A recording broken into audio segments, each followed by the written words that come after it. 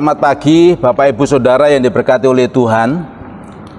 Bersyukur kepada Tuhan bahwa pada pagi hari ini saya diberikan kesempatan oleh Sekum Sinode GPMI Bapak Vikaris Victor Borang. Beberapa waktu yang lalu beliau menghubungi kami, dan saya sangat senang bisa berbagi kebenaran firman Tuhan melalui kanal YouTube BKS 3 Sinode. Sebelum kita belajar firman Tuhan, mari kita berdoa. Bapa kami yang di surga, kami mohon hikmat-Mu untuk menyampaikan kebenaran firman Tuhan ini, agar hamba-Mu tidak salah di dalam penyampaian. Biarlah melalui firman-Mu ini yang lemah dikuatkan, yang kuat semakin kuat, dan yang belum percaya boleh percaya dan menerima Engkau sebagai Tuhan dan Juru Selamat. Terima kasih, hamba mohon penyertaan Tuhan melalui kuasa Roh Kudus di dalam nama Tuhan Yesus untuk memberitakan firman-Mu pada pagi hari ini. Haleluya. Amin. Kebenaran firman Tuhan pada pagi hari ini saya mengambil dalam kitab Pengkhotbah pasal 1 ayat yang ke-7, di mana firman Tuhan berkata demikian: semua sungai mengalir ke laut, tetapi laut tidak juga menjadi penuh. Kemana sungai mengalir, ke situ sungai mengalir selalu. Kitab Pengkhotbah hanya terdiri dari 12 pasal, 222 ayat, dan 5.584 kata. Ditulis oleh Raja Salomo pada tahun 935 sebelum Masehi, dan tempat penulisannya adalah di kota Yerusalem. Kata kunci kitab Pengkhotbah itu adalah kesia-siaan. Sedangkan tema kitab Pengkhotbah adalah kesia-siaan hidup yang terlepas dari Allah. Jadi orang yang hidup jauh dari Tuhan menjadikan hidupnya sia-sia dan kecewa. Sementara Kristus di kitab Pengkhotbah, Dia adalah hikmat kita. Tema kita pada pagi hari ini adalah hati lautan pikiran samudera, dengan tujuan mengajak kita semua agar setiap anak-anak Tuhan memiliki hati lautan pikiran samudera di dalam menjalani kehidupan sehari lepas sehari. Pertanyaannya adalah, hati lautan pikiran samudera itu seperti apa? Sebelum lebih jauh kita belajar firman Tuhan, mari kita pahami terlebih dahulu perbedaan antara hati dan pikiran. Hati itu berbicara tentang perasaan, sedangkan pikiran itu berbicara tentang logika. Jadi semua diukur dengan kata masuk akal atau tidak, itu pikiran. Sebab itulah Rasul Paulus di dalam kitab 2 Korintus pasal yang ke-10 ayat yang ke-5 berkata demikian: kami mematahkan setiap siasat orang dan merubuhkan setiap kubu yang dibangun oleh keangkuhan manusia dan menentang pengenalan akan Allah. Kami menawan segala pikiran dan menaklukkannya kepada Kristus. Amin. Bapak Ibu Saudara yang diberkati oleh Tuhan, peperangan saya dan saudara sebagai anak-anak Tuhan adalah peperangan tentang pikiran saya dan saudara yang senantiasa berseberangan dengan pikiran Tuhan.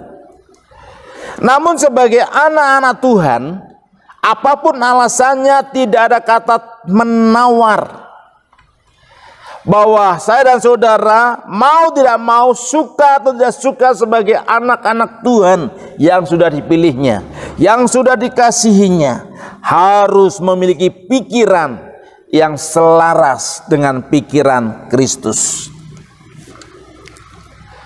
Sebab itulah pada pagi hari ini kita akan belajar tentang hati lautan pikiran samudera ini. Yang pertama berbicara tentang hati lautan. Bagaimana caranya memiliki hati lautan? Alkitab dengan sangat tegas mengatakan dalam kitab Amsal pasal 4 ayat 23, jagalah hatimu dengan segala kewaspadaan, karena dari situlah terpancar kehidupan. Dalam Mazmur 119 ayat yang ke-9 mengatakan, dengan apakah seorang muda mempertahankan kelakuannya bersih, dengan menjaganya sesuai dengan firman-Mu. Bagaimana memiliki hati lautan? Alkitab katakan, isi hatimu dengan firman Tuhan,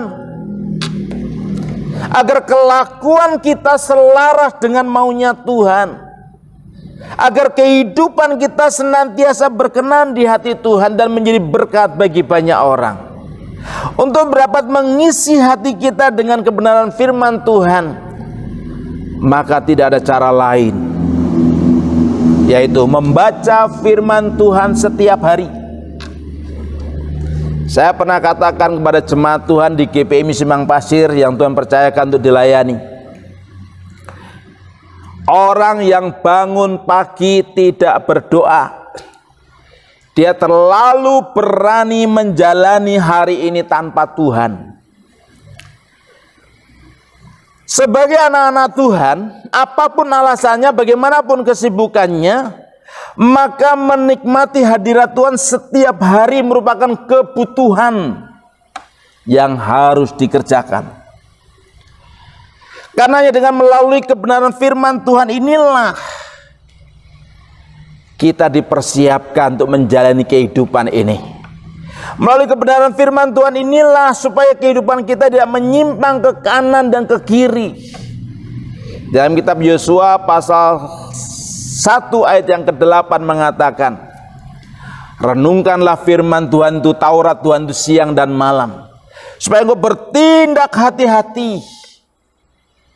Bapak Ibu Saudara diberkati oleh Tuhan, untuk dapat menjalani kehidupan ini dengan hati-hati, tidak ada cara lain kecuali firman Tuhan. Firman Tuhan inilah yang membuat saya dan saudara menghadapi kehidupan ini dengan baik dan benar di mata Tuhan.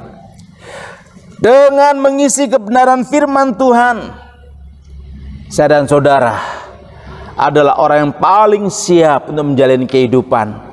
Karena dengan membawa kebenaran firman Tuhan dalam kehidupan saya dan saudara, itu artinya saya dan saudara mempercayai firman Tuhan. Itu artinya kita tidak dapat berjalan sendiri tanpa Tuhan. Itu artinya kita terus-menerus menyandarkan hidup kita kepada Tuhan. Dan itu artinya kita akan terus mendapatkan pimpinan dan penyertaan Tuhan. Bapak Ibu Saudara yang diberkati oleh Tuhan, untuk mendapatkan hati lautan, tidak ada cara lain yaitu belajar firman Tuhan. Alkitab pada pagi hari ini mengatakan di dalam renungan kita, Pengkhotbah pasal 1 ayat yang ke-7, semua sungai mengalir ke laut, tetapi laut tidak menjadi penuh. Mari kita pikirkan Bapak Ibu, mari kita bayangkan Bapak Ibu Saudara, ketika lautan itu menjadi penuh, dapat dipastikan bahwa orang atau makhluk yang hidup di daratan dipastikan binasa. Tetapi ketika kita menjalani kehidupan dengan penuh kebenaran firman Tuhan di hati kita, maka saya dan saudara akan terhindar dari hal yang tidak baik. Sebab itu hati lautan hanya diperoleh ketika kita suka dengan kebenaran firman Tuhan. Yang kedua, berbicara tentang pikiran samudra. Alkitab berkata dalam kitab Filipi pasal 4 ayat yang ke-8, jadi akhirnya saudara-saudara, semua yang benar, semua yang mulia, semua yang adil, semua yang suci, semua yang manis, semua yang sedap didengar, semua yang disebut kebajikan dan patut dipuji, pikirkanlah semuanya itu. Kata bijak mengatakan, dari hati melahirkan pikiran, dari pikiran melahirkan tindakan, dari tindakan melahirkan kebiasaan, dan dari kebiasaan melahirkan karakter. Ketika kita membiasakan diri dengan kebenaran firman Tuhan, memenuhi hidup kita dengan firman Tuhan, maka dapat dipastikan yang kita miliki adalah karakter Kristus. maka dipastikan yang kita miliki adalah kehidupan yang sejalan dengan pikiran Kristus.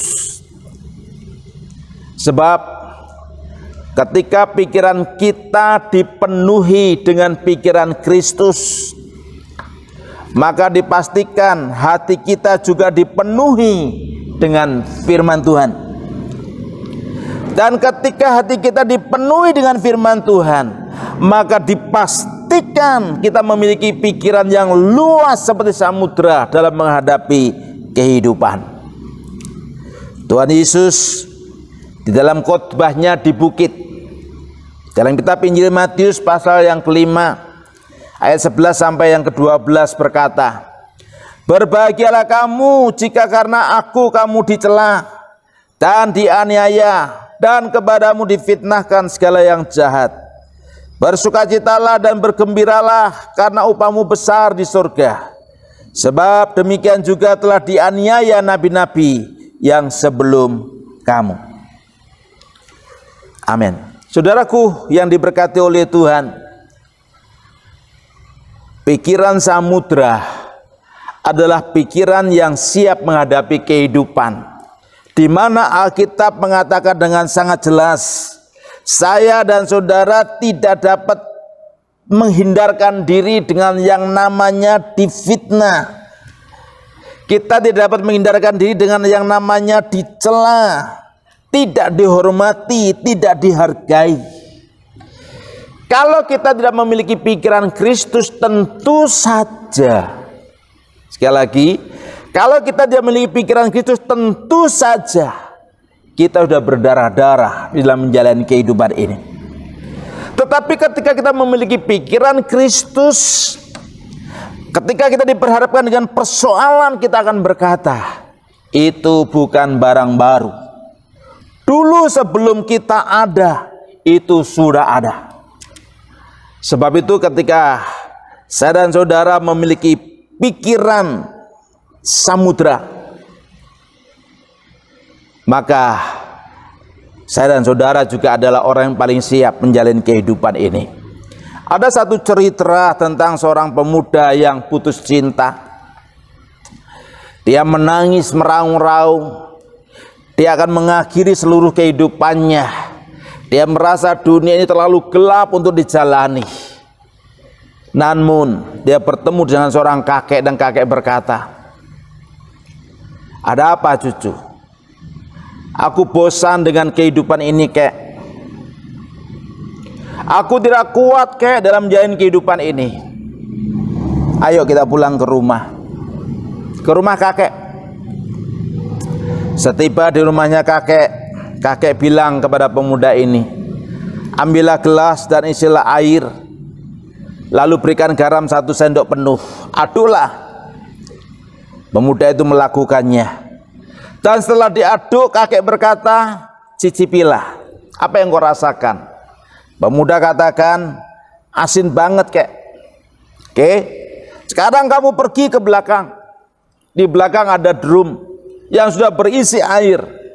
Berikan juga garam 1 sendok penuh. Aduklah, lalu rasakan."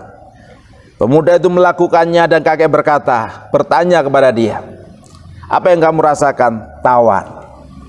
Itu artinya memberikan pembelajaran bahwa hatimu terlalu sempit. Hatimu tidak luas dalam menghadapi persoalan, sehingga engkau mau mengakhiri kehidupanmu. Seharusnya ketika kamu memiliki hati yang luas, pikiran yang luas, maka kamu akan berkata, Tuhan pasti menyediakan orang yang lebih baik daripada orang yang telah memutuskan cintaku. Bapak Ibu Saudara yang diberkati oleh Tuhan, orang yang memiliki pikiran samudra adalah orang yang luas pikirannya, jauh ke depan, dan dia tetap mempercayai Tuhan. Yang ketiga, Bapak Ibu Saudara diberkati oleh Tuhan, setelah kita memiliki hati lautan pikiran samudra, apa berkatnya? Di dalam kitab Filipi pasal 4 ayat yang ke-9 mengatakan, dan apa yang telah kamu pelajari, dan apa yang telah kamu terima, dan apa yang telah kamu dengar, dan apa yang telah kamu lihat padaku, lakukanlah itu, maka Allah sumber damai sejahtera akan menyertai kamu. Di dalam kitab Yesaya pasal 48 ayat 18 mengatakan, sekiranya engkau memperhatikan perintah-perintahku, maka damai sejahteramu akan seperti sungai yang tidak pernah kering, dan kebahagiaanmu akan terus berlimpah seperti gelombang-gelombang laut yang tidak pernah berhenti.